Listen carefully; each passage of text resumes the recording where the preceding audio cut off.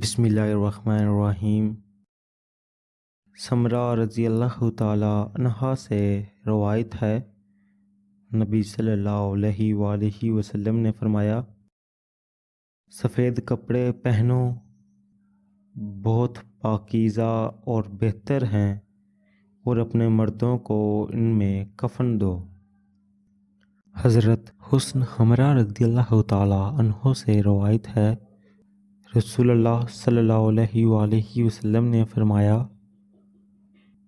لڑکا اپنے عقیقہ کے ساتھ گرو ہے، اس کی طرف سے 7ویں دن ذبح کیا جائے، اس کا نام رکھا جائے اور اس کا سر مونڈا جائے۔